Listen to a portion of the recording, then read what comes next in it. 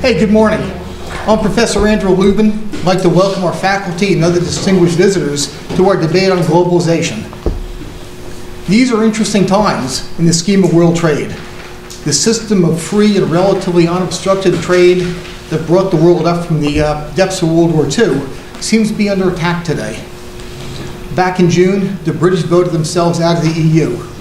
And with their new Prime Minister, Theresa May, declaring they're going to go for the hard Brexit, they're going to drop out of every trade system in which they're already a member. How does that work, do you think? Well, their currency's devalued by 25% since then, so perhaps not very well.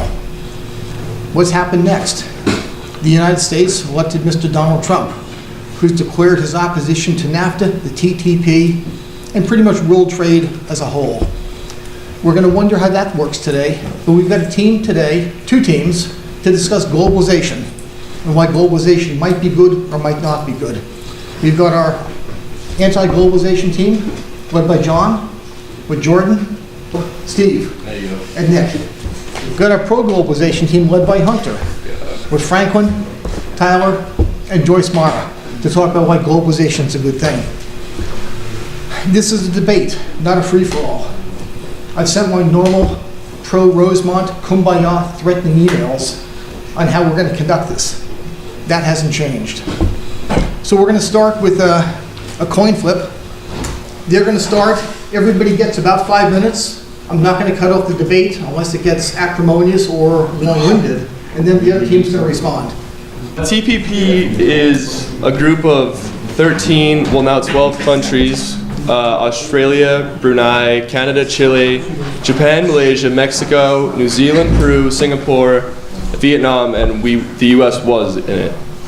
The TPP is, I mean, it's a good group of countries to expand trade, and as for pro-globalization, I think that it was not a smart idea to pull out of this because, in my opinion, I think it's going to start a trade war with us and other countries, especially China. China is the second biggest economy in the world, and it's inevitable that they're eventually going to overtake us in the next couple of years.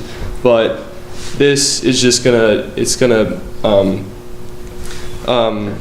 make it worse on us with China.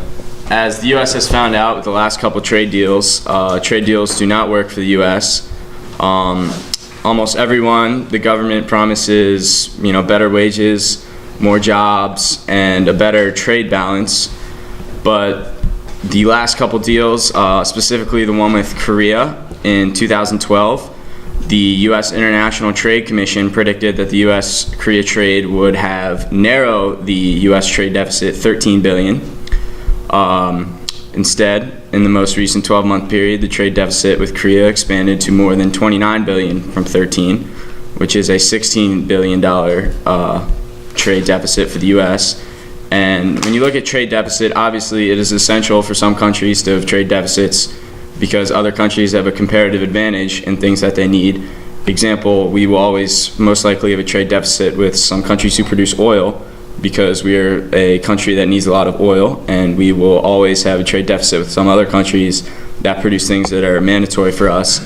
But when we make these deals that make the trade deficit worse, it is taking away American jobs because, as you know, exports take away jobs, and exports add jobs, imports take away jobs. So when you make these deals that make the trade deficit a lot worse, that means you're getting a lot more imports than exports. And so pretty much the reason why these happens is these trade deals allow U.S. companies, for example, NAFTA did, TPP will do the exact same thing. It gives certain rights to companies who want to move their companies overseas. So, for example, in NAFTA, it was easier for companies to go overseas to Mexico and use cheap labor over there than before it was. And a lot of researchers the types of researchers were saying that NAFTA would have a great effect on GDP and all these things, they turned out to be deathly wrong.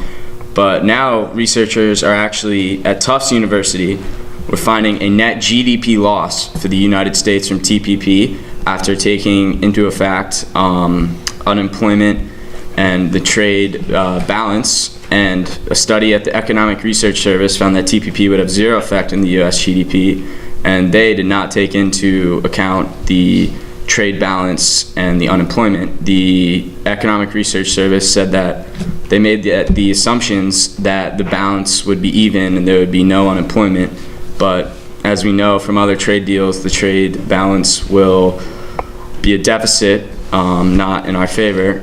And so trade deals have never worked with the U.S. They do expand trade in the way that we don't want. And it said that 18,000 tariffs will be lifted in some way for the TPP, but a majority of them, for example, more than half of the 18,000 categories, the U.S. exported nothing to TPP nations last year. For example, Vietnam, which is an impoverished tropical country, it'll eliminate tariffs on skis and snowmobiles. So I don't think anyone in Vietnam is buying skis or snowmobiles. And caviar, I don't think that's very important in Vietnam. And while predominantly Muslim Brunei and Malaysia, they'll eliminate tariffs on pork. And as we know, Muslims do not eat pork, so that is very useless. And so essentially all these categories that are being told are lies. And for the remaining 7,500, the American exporters sold only small amounts, so those tariffs really aren't going to help our exporters, they're going to help their exporters. And so that's why TPP is a bad deal for the U.S. that we should not engage in. Thank you. How is we're not going to have to pay the tariffs when we're in it. Now, the new negotiation, we don't know what's going to happen from the new negotiations with these trade deals. What if they decide to say, screw us? Okay, well, those countries need us more than we need them. But you can't find they could go to China. Purchasing power like the U.S. Why do we need a deal that's going to hurt us when we can just trade with them anyway? U.S. and the EU, well, the U.S. has been calling the EU pretty nasty names lately. You have Peter Navarro called Germany a currency manipulator. So what Germany does is Germany lost their they don't have their own personal money anymore.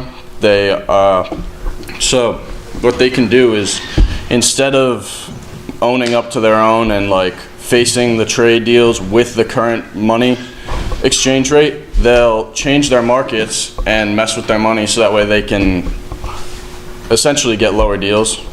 And what Trump's trying to do with that is he's trying to eliminate all that. He's trying to make it fair trade across the way. Let's see. Well, Peter Navarro on the Trump's, he's the head of the National Trade Council. He talks about how the Deutsche Mark is grossly undervalued. And he says that the German structural imbalance in trade with the rest of the EU and the US underscores the economic heterogeneity within the EU. All right, so I'm gonna go with the pros of the European Union and why we should stay associated with the European Union. First off, it's going to increase our economic growth. It's going to decrease trade barriers between the U.S. and European Union countries, which means it's going to make trade freer. It's going to give us access to 28 countries to trade with new markets that we don't have access to without them. It's going to create new trade opportunities as well, which increases business growth, which is going to help the United States businesses in the long run. And like I said, it's going to help produce new markets. So, for instance, if a company wants to move to sell, a country in the European Union wants to buy goods off a United States company, that might be a market that they didn't have elsewhere in the world. So, staying associated with the European Union is a good thing. I mean, and then another thing is the U.S. and European Union countries combined for almost 50% of global GDP. We're losing hundreds of billions of dollars just in the past 3 years alone with the EU, so why would we keep that? The U.S. is currently allowed to trade with every single market in Europe, and this is not going to open new markets. And instead of, there's a new market there, a U.S. company is going to open a new factory and sell more things. It's actually quite the opposite. The more trade we've seen, the U.S. is actually, these companies are probably going to move out of the U.S. and we're in buy stuff, and so we're the ones opening the market, buying. We're the major buyer power, and we're losing. And these trades are causing us to lose all of our export power, because when you lower these tariffs and give companies permission and you give them more rights, they manipulate the government and they move out, as we saw now. We're allowed to trade with the European Union right now. There's no new deal coming in. That's what I said that. Outside of us, the European Union, the average tariff is 3%, which is fairly low. Yeah. So it's not like if we drop out, we're losing a whole lot, and we're gaining power by being able to renegotiate. What if they don't want to negotiate with us? What happens then? Then We use the 2.7% tariffs. People think that it's What if they don't necessary do to have a trade What deal. if they don't want to do that? Well, that's too bad for them. Then instead of buying stuff made in Vietnam, we can buy stuff made in Mexico or the And US. that's gonna allow China to make their trading relationship better with these countries. Okay, congratulations. Well, you guys- China can trade better with Vietnam. You can make the import duty anything you want. Alex, you listening? Yeah, I am. I'm just very If you, confused. the standard World Trade Organization import duty, or if you're not a member of something else, is 6%. So let's assume we go back to the 6% days. Who pays the extra 6%? So we answered to his question, why would Mr. Trump do that? He wants to charge a penalty tariff of 20% to Mexico and between 35 and 45% for Chinese goods. So how is increasing the import duty to 20% to 35% a good thing? It's a good thing because it'll make goods from Mexico more expensive. So the US companies that move to Mexico, people would be less likely to buy the goods from those companies compared to the US companies that stay in the US. Good point. The U.S. is the biggest soybean exporter in the country, in the world. We export 1.5 billion bushels a year to China. So, China, you got soy sauce, Chinese food. What do we do and then we got Brazil, who also exports a lot of soybeans. They export 1.75 billion bushels a year. So if we give them this 35% tax, it's just an example of soybeans. They say, screw you, we're gonna go right to Brazil to get soybeans. So, well, what do we do with the soybean farmers in the Midwest? They're now jobless because China doesn't want soybeans from us anymore.